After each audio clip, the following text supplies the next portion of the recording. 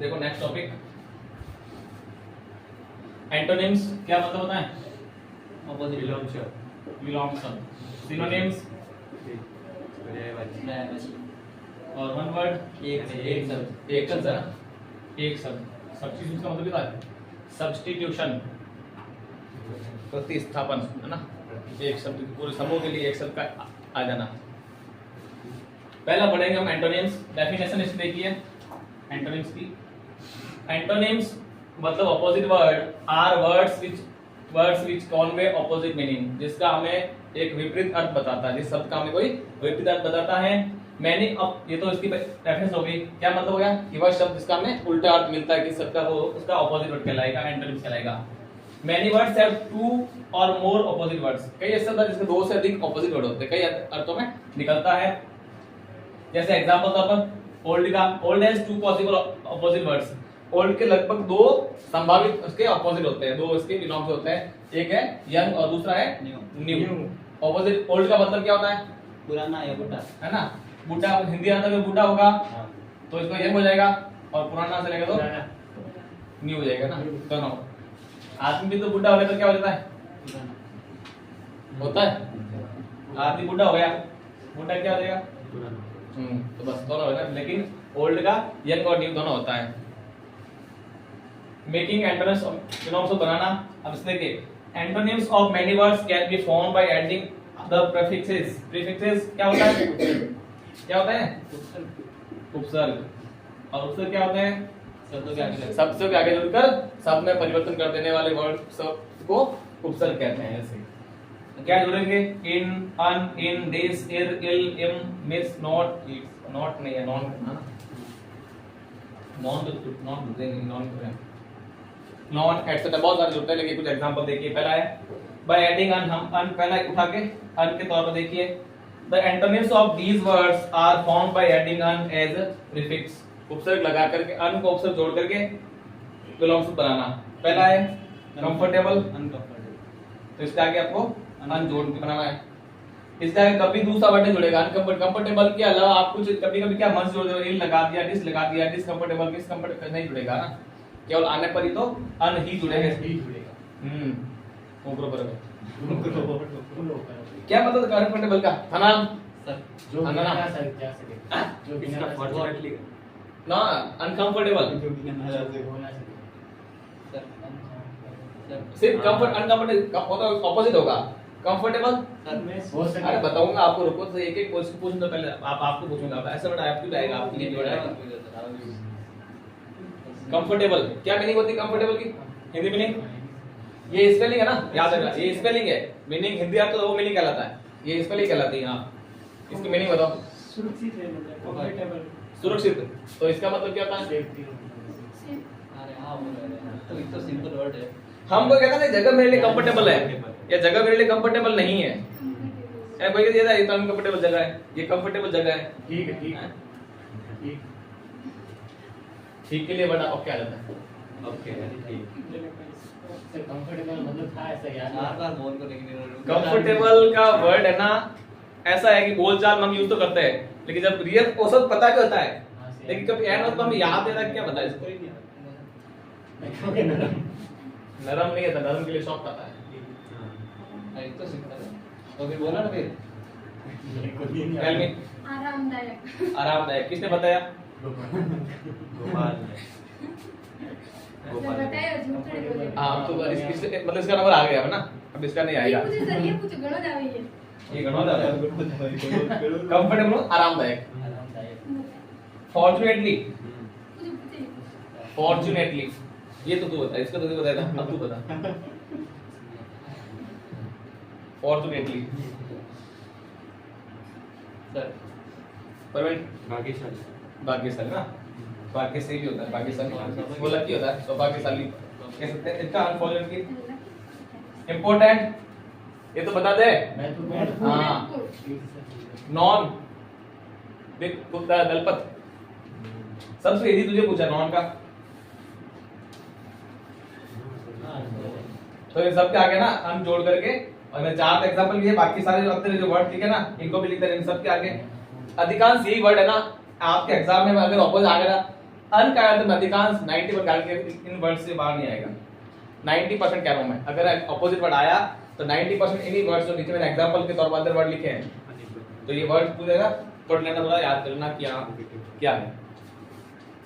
चलिए आगे नेक्स्ट कौन सा हुआ? अन वाला हो गया, इन वाला लगा देते हैं। अननोन में मतलब नहीं। चलो आगे देखो, by adding in as prefix, अब इन जोड़ के इन उपसर्ग लगा के बनाओ। What happened? What happened?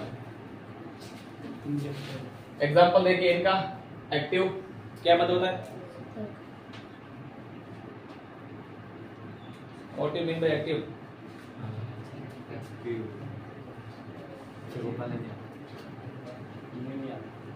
सक्रिय सक्रिय, सतर्क।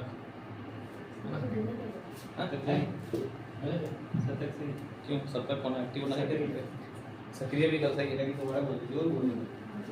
सीधी जोर मुड़ी मेरे पास आवाज आनी चाहिए ना, मन नीचे मुंह करके बोल लेते हो।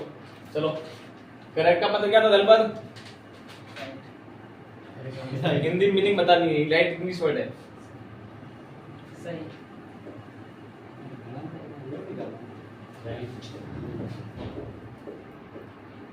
दोनों होता ना। चलिए फॉर्मल,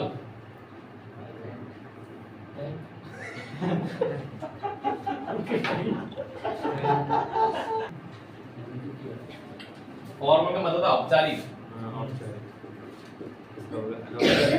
लेटर होता है ना, लेटर पढ़ा होगा आपको, formal formal letter, informal letter, उसमें आता है ना औपचारिक पत्र, अनौपचारिक पत्र। औपचारिक जरूरी होता है, अनौपचारिक जरूरी नहीं होता ना। जो ऑफिस में लिखा जाता है औपचारिक, जो परिवार के लोग फाइल डायरेक्ट, अभी पढ़ा था डायरेक्ट स्पीच हम पढ़ते ना, उसमें पता डायरेक्ट इनडायरेक्ट को, डायरेक्ट का इनडायरेक्ट होता है। कभी भी आए डायरेक्ट का तो इनडायरेक्ट बनाना। हम क्या करते हैं, मन से दो वर्ड जोड़ते हैं। अगर अधिकांश हम एक जोड़ेंगे अन, एक जोड़ेंगे डिस। क्या पता है, एक तो वो डिस, क्योंकि लाइक क्या डिसलाइक लगता है, शुरू से बढ़ता आ रहा है, क्योंकि 30 और 5 ऑपोजिट ही पूछते हैं। लाइक क्या ऑपोजिट बताओ? डिसलाइक है ना। तो याद है ना, इसमें इन लगता है, फिर आता है डिस, और इसके अंदर वर्ड देख लो दिए जस्ट, याद है इसके एग्जांपल और इन सब वर्ड क्या के इन लगा करके इनका ऑपोजिट बना जाता है। फिर आता है dis, by adding dis as prefix, dis उपसर्ग लगा बनाना। एलो, डिस एलो, एलो को मतलब स्वीकार करना बताएं, है ना। अनुमति देना भी, एलो करना अनुमति देना भी होता है। फिर अपीयर, प्रकट होना, डिस अपीयर गायब हो जाना। एडवांटेज, लाभदायक, फायदेमंद, है ना। और ऑनेस्ट तो डिसऑनेस्ट हो जाएगा। और उसके अदर एग्जांपल दिए इन सब वर्ड के आगे भी डिस लगाते हैं, dis disqualified, dismount, disobedient, disagreed, ऐसे। फिर last by adding ir, Dalpat इधर देखना, by adding ir before words beginning with r, जिस वर्ड का जो बिगिनिंग हो रही है, शुरुआत हो रही है, वो आर से हो रही हो, तो वहां पर आपको आई आर लगा के ऑपोजिट बनाना होता है। जब कहां, जब वर्ड सब मैंने जो नीचे एग्जांपल लेंगे सब आर से शुरू हो रहे हैं, है ना, सब आर से शुरू हो रहे हैं ना, तो आर से शुरू होने वाले वर्ड का ऑपोजिट आई आर लगा के बनाया जाता है। Regular, irregular, religious, irreligious, responsible, irresponsible, है ना, relevant, irrelevant, rational, irrational, replaceable और रिपेयरेबल, इन सब के आगे आई आर हो जाता है। क्यों? याद इधर जहां आर आएगा उनके आगे एक और आर जोड़ना पहले और आई लगाना है। इस तरह से ये आए वाला। चलिए नेक्स्ट,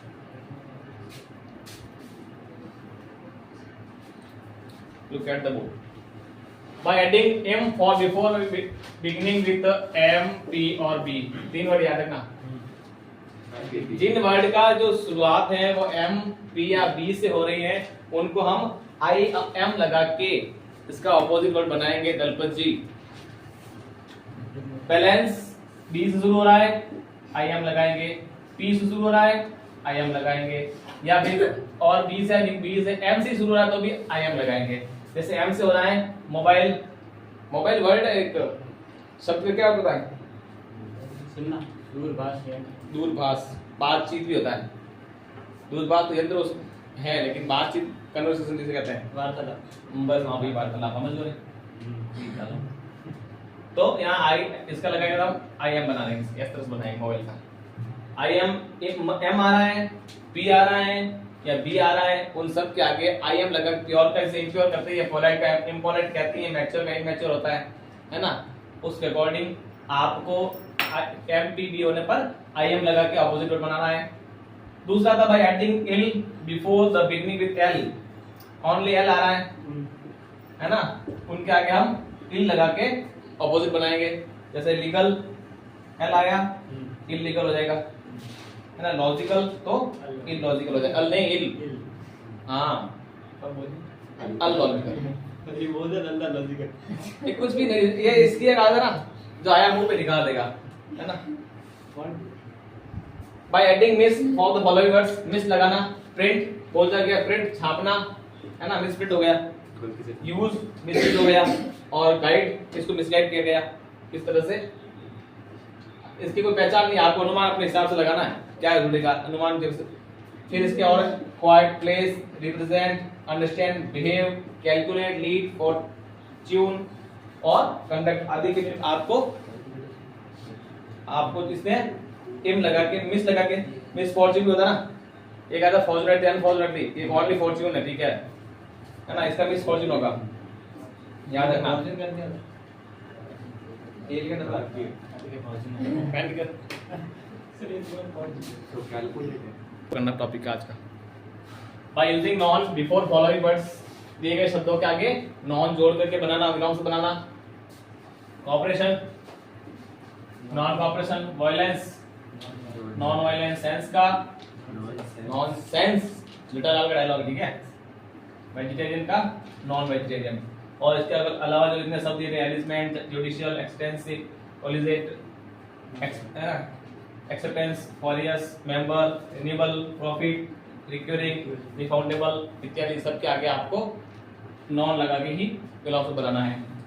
फिर आता है can also make antonyms of many adjective, हम कई विशेषण का भी हम विलोम से बना सकते हैं। एंडिंग विद फुल, जिसका जो अंत है शब्द का वो फुल के साथ हो रहा है, जैसे केयर का फुल हो रहा है, यूजफुल, जॉयफुल, ऐसे वर्ड जिनके पीछे फुल लगा हुआ है, सीधे भाषा में कहें तो जिनके पीछे ये फुल लगा हुआ मिले आपको, उन शब्दों का प्रयोग कैसे करेंगे?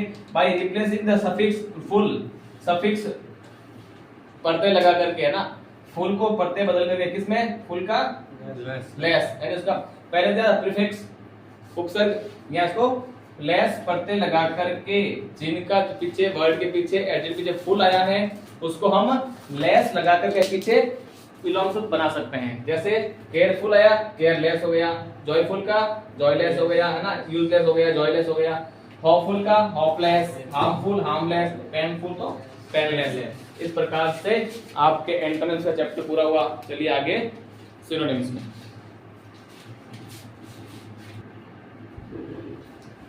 सिनोनिम्स पर्यायवाची शब्द।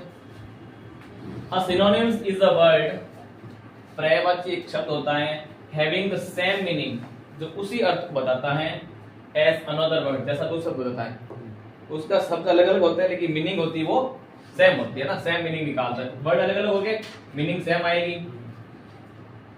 इन अदर वर्ड, दूसरे शब्दों में कहे तो we can say that, हम कह सकते हैं कि expression having the same meaning, या और nearly the same meaning, express जो भाव होते हैं उस मीनिंग के वो लगभग पूरे सेम होगी, जो मेन अर्थ निकलेगा वो सेम होगा। आर कॉल्ड एंड सिनोनिम, जिसको पर्यायवाची कहा जाता है। वह वर्ड जो अलग अलग तो होते हैं लेकिन उनका भाव होता है, उनका जो अर्थ होता है वो सेम होता है, उसको पर्यायवाची कहते हैं। जैसे एंसेंट क्या होता है? पुराना, इसका क्या हो जाएगा? ओल्ड। बाई का मतलब खरीदना, परचेज, खरीदना क्या हो जाएगा? परचेज, है ना। ब्रेक का मतलब क्या होता है? संक्षिप्त, शॉर्ट। इनफ का मतलब होता है पर्याप्त, तो सफिशिएंट हो जाएगा। फीबल का मतलब क्या होता है? कमजोर, वीक हो जाएगा ना। जेल का मतलब क्या होता है? कारागार, है ना, या कैद कह सकते हैं, इसका प्रिजन हो जाएगा। पायस का मतलब क्या होता है? पवित्र, होली हो जाएगा। पवित्र। सून का मतलब क्या होता है? जल्द। जल्द क्या हो जाएगा? अर्ली। अर्ली। एक्सपेंसिव, महंगी। महंगा होता है, क्या होगा? कॉस्टली। कॉस्टली हो जाएगा ना। और यूज का मतलब क्या हो जाएगा? बिग हो जाएगा। सब अलग अलग वर्ड है, लेकिन अब इसकी मीनिंग स्पेलिंग्स अलग अलग है सब दोनों तरफ, लेकिन इनके जो भाव निकल रहे हैं वो समान निकल रहे हैं। यही पर्यायवाची कहलाते हैं। बस यही आपका पर्यायवाची चैप्टर है। आप जितने वर्ड आएंगे आपको पता होना चाहिए। पूरे बहुत सारे वर्ड है जिसके कई बनेगी, इतने संभव नहीं इतने सारे बताए जाए। एग्जाम्पल के तौर पर आपको बता दिए ये, इस तरह से आपको सोचना है। एनडीआर बता होगा तो आप कर पाओगे। अधिकांश यही है, वर्ड आए ना एग्जाम्पल 4 ऑप्शन आते हैं, कोई तो आपको पता होगा, है ना, तो आप इसे पता लगा के कर सकते हैं। नेक्स्ट चलिए one word.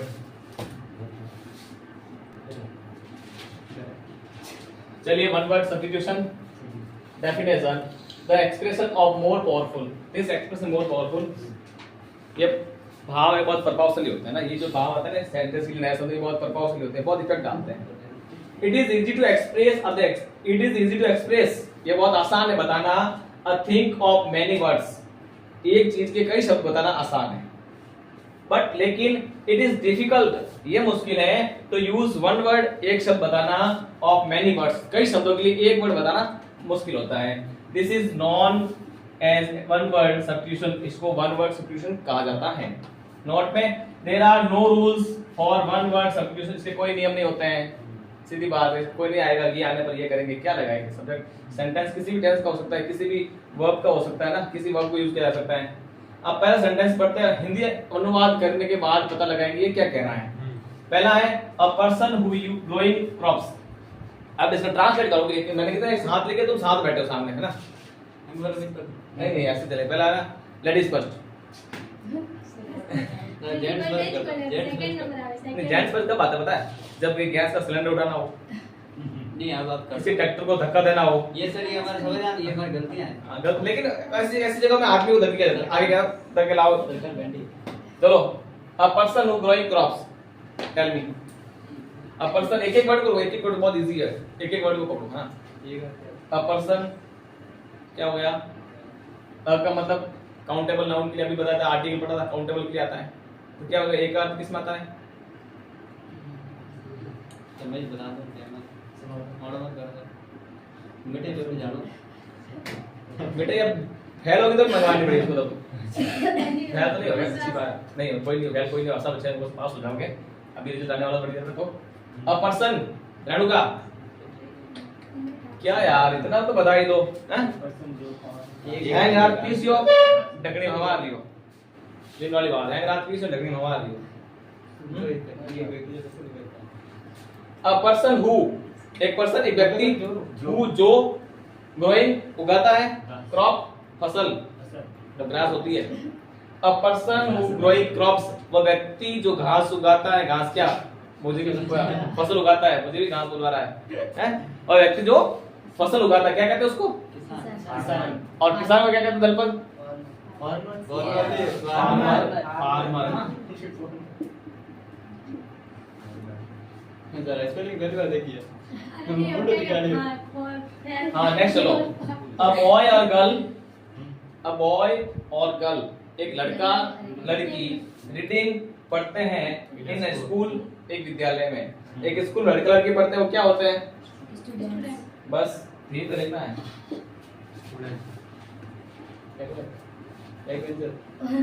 A place of worship, worship का मतलब क्या होता है रेणु का?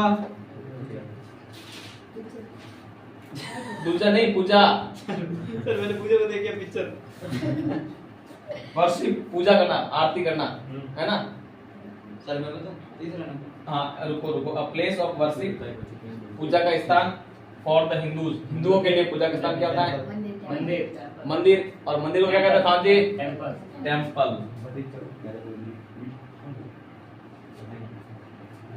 अ बुक ऑफ मैप्स, है ना, जो एक किताब आती है, है ना, मैप की बुक आती है, उसको इंग्लिश में कहते हैं एटलस। एटलस कहते हैं।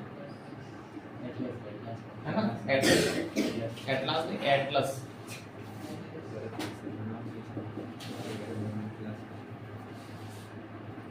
वन हु, एक जो, डिसाइड्स, निर्णय करता है, cases in the court, court में केस का निर्णय करता है। जस्टिस जस्टिस का मतलब न्याय करना होता है, जज लिखते हैं। जज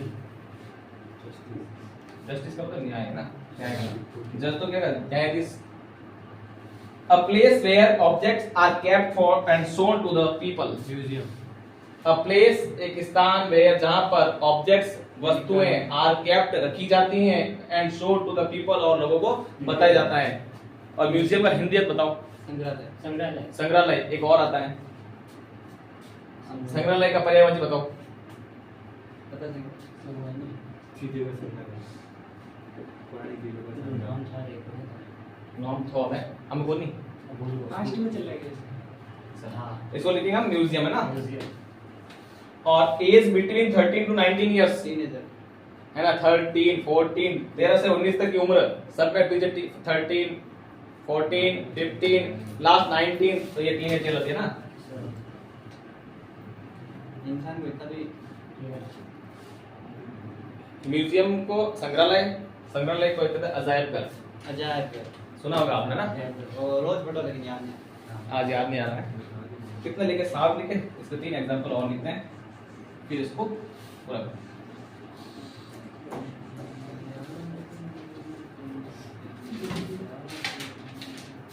आज याद करने की बात करें जल्दी पे जाओ जरा भी मिला कोई बात चलो कितनी टॉप किन धागों में मैंने इंतजार कर लिया।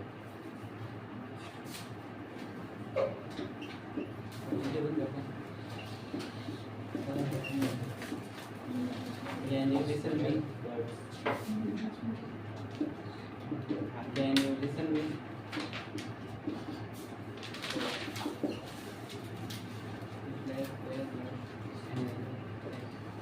क्या कहते हैं? जो दे तो कहता है जो माता वाली बिना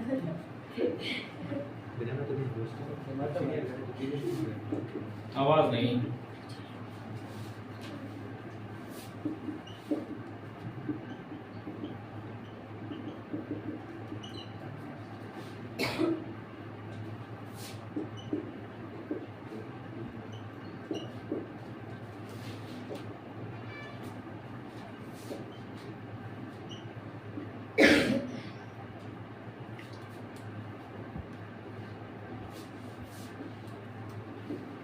A person के बाद यहाँ who लगा ना, मैंने लिखा नहीं। A person who always,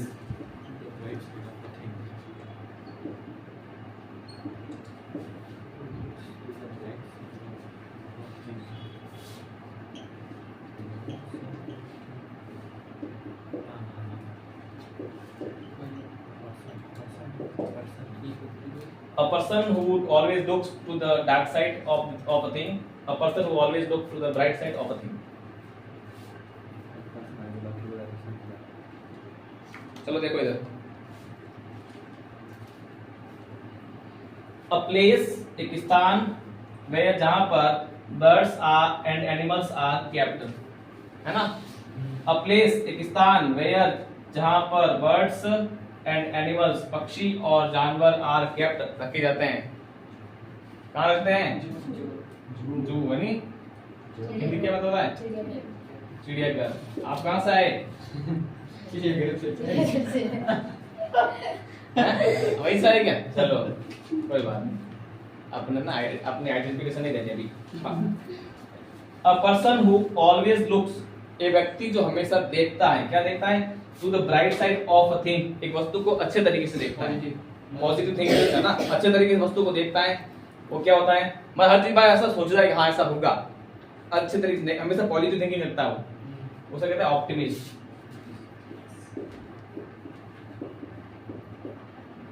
optimist मतलब होता है आशावादी, ठीक है। और दूसरा, अ person who always looks dark side of a thing, जो नेगेटिव सोचता है, गलत तरीके से सोचता है, तो क्या होता है? पेसिमिस्ट।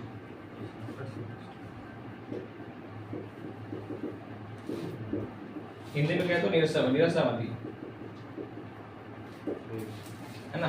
ऑप्टिमिस्ट या अपोजिट भी ध्यान रखना कभी। आप भी जाना ऑप्टिमिस्ट का पेसिमिस्ट होता है, आशावादी निराशावादी हिंदी में कहते हो। इस तरह से आज के तीनों टॉपिक पूरे हुए, बाकी चर्चा अगली क्लास में करेंगे ना। Thank you.